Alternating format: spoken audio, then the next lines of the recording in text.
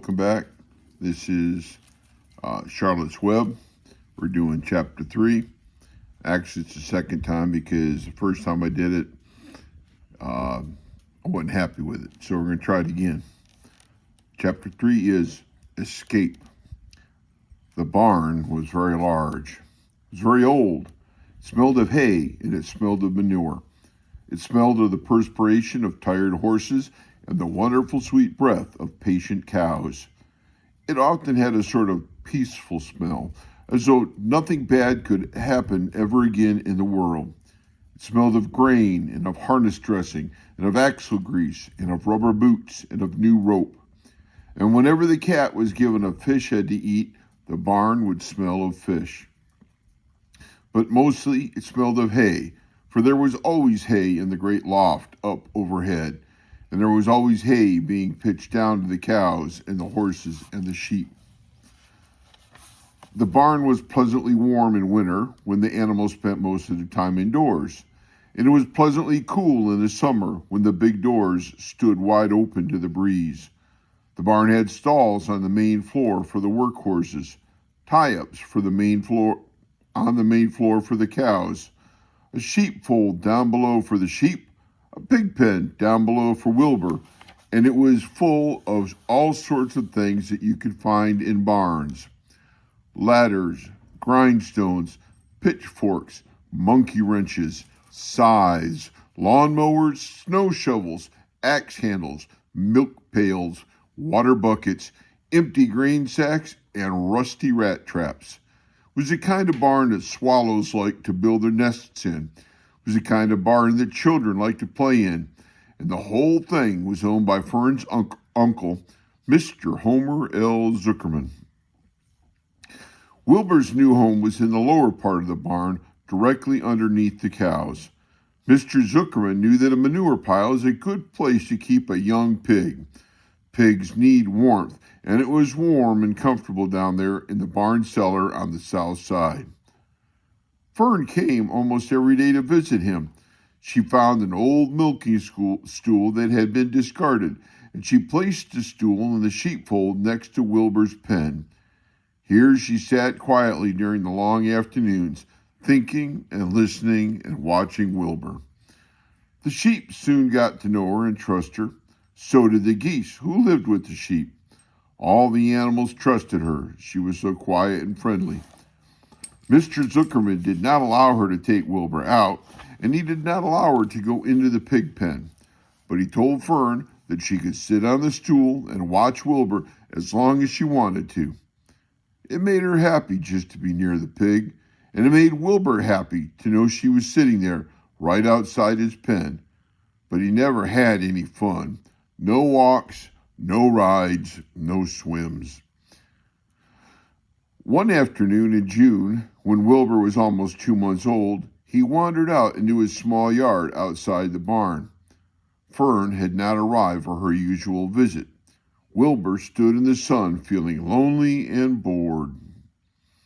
There's never anything to do around here, he thought. He walked slowly to his food trough and sniffed to see if anything had been overlooked at lunch. He found a small strip of potato skin, and he ate it. His back itched, so he leaned against the fence and rubbed against the boards. When he tired of this, he walked indoors, climbed to the top of the manure pile, and sat down. He didn't feel like going to sleep. He didn't feel like digging. He was tired of standing still, tired of lying down. I'm less than 2 months old, and I'm tired of living, he said. He walked out to the yard again. Come here. When I'm out of here, he said, there's no place to go but in. And when I'm indoors, there's no place to go but out in the yard.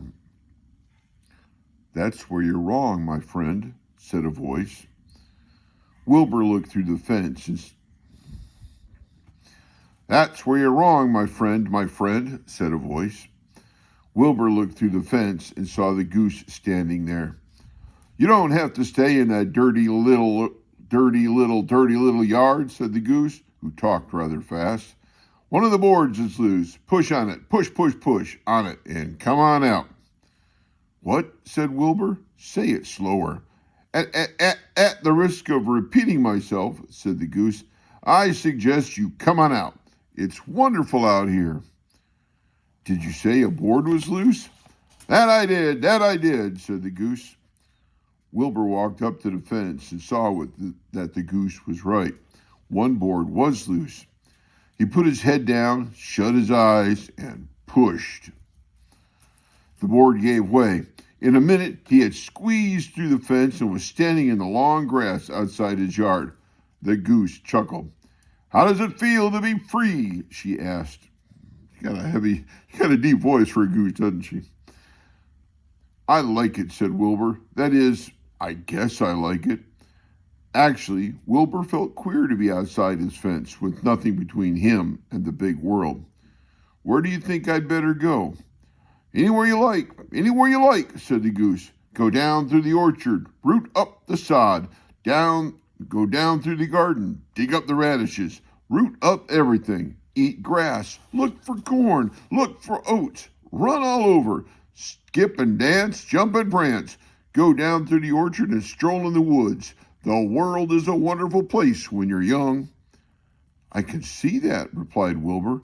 He gave a jump in the air, twirled, and ran a few steps, stopped, looked all around, sniffed the smells of afternoon, and then set off, walking down through the orchard. Pausing in the shade of an apple tree, he put his strong snout into the ground and began pushing, digging, and rooting. He felt very happy. He had plowed up quite a piece of ground before anyone noticed him. Mrs. Zuckerman was the first to see him. She saw him from the kitchen window, and she immediately shouted for the men.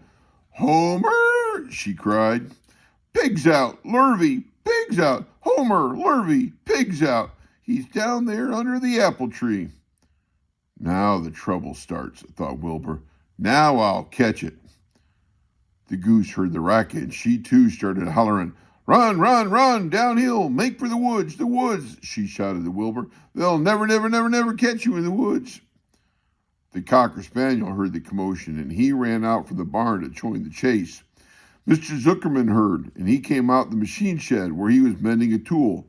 Lurvy, the hired man, heard the noise and came up from the asparagus patch where he was pulling weeds. Everybody walked toward Wilbur, and Wilbur didn't know what to do. The woods seemed a long way off, and anyway, he'd never been down there in the woods, and he wasn't sure he would like it. "Get around behind him, Lurvy," said Mr. Zuckerman, "and drive him toward the barn. Take it easy. Don't rush him. I'll go and get a bucket of slops."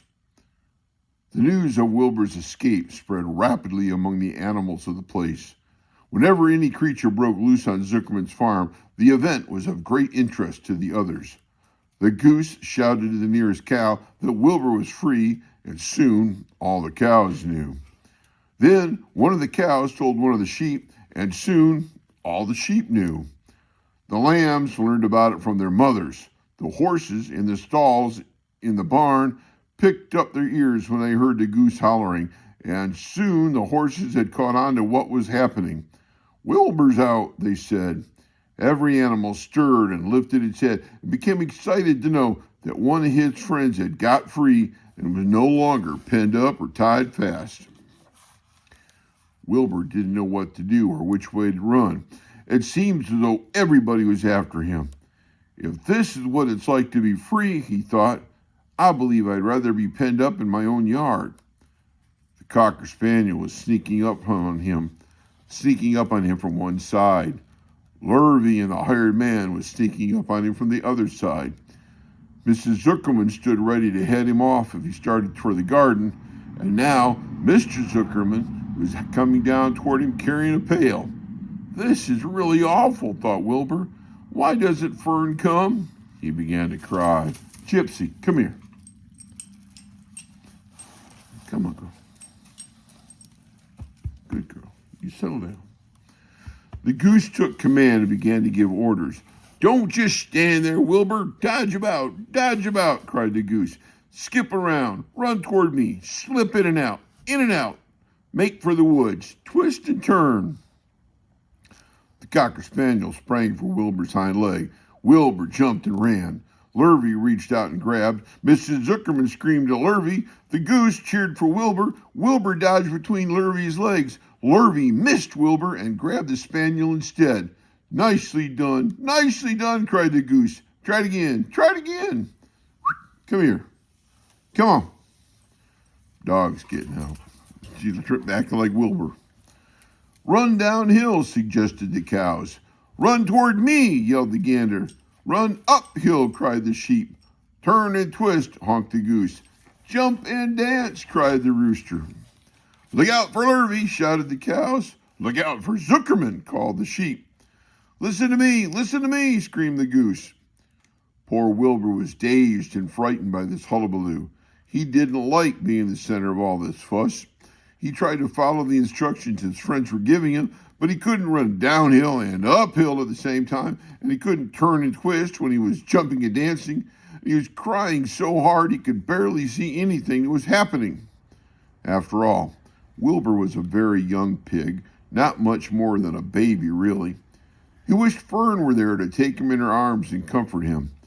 When he looked up and saw Mr. Zuckerman standing quite close to him, holding a pail of worn slops, he felt relieved. He lifted his nose and sniffed. The smell was delicious. Warm milk, potato skins, wheat middlings, Kellogg cornflakes, and a popover left from the Zuckerman's breakfast. Come, pig, said Mr. Zuckerman, tapping the pail. Come, pig. Wilbur took a step toward the pail. No, cried the goose. It's the old pail trick, Wilbur. Don't fall for it. He's trying to lure you back into captivity. He's appealing to your stomach. Wilbur didn't care. The food smelled appetizing. He took another step toward the pail. Pig, said Mr. Zuckerman in a kind voice, began walking slowly toward the barnyard, looking all about him innocently, as if he didn't know the little white pig was following along behind him. You'll be sorry, called the goose. Wilbur didn't care. He kept walking toward a pail of slops. You'll miss your freedom, honked the goose. An hour of freedom is worth a barrel of slops. Wilbur didn't care. When Mr. Zuckerman reached the pig pen, he climbed over the fence and poured the slops into the trough. Then he pulled the loose board away from the fence so that there was a wide hole for Wilbur to walk through. Reconsider, cried the goose. Wilbur paid no attention. He stepped through the fence into his yard. He walked through the trough and took a long drink of slops, sucking in the milk hungrily and chewing the popover. It was good to be home again. While Wilbur ate, Lurvy fetched a hammer and some 8-penny nails and nailed the board in place. Then he and Mr. Zuckerman leaned lazily on the fence, and Mr. Zuckerman scratched Wilbur's back with a stick. He's quite a pig, said Lurvy. Yes, he'll make a good pig, said Mr. Zuckerman. Wilbur heard the words of praise. He felt the warm milk inside his stomach. He felt the pleasant rubbing of the stick along his itchy back. He felt peaceful and happy and sleepy. This had been a tiring afternoon. It was still only about 4 o'clock, but Wilbur was ready for bed. I'm really too young to go out into the world alone, he thought as he lay down. And that's the end of chapter 3. I hope you all enjoyed it. Next chapter is 4, loneliness. Y'all take care, be good, and read something on your own. Bye-bye.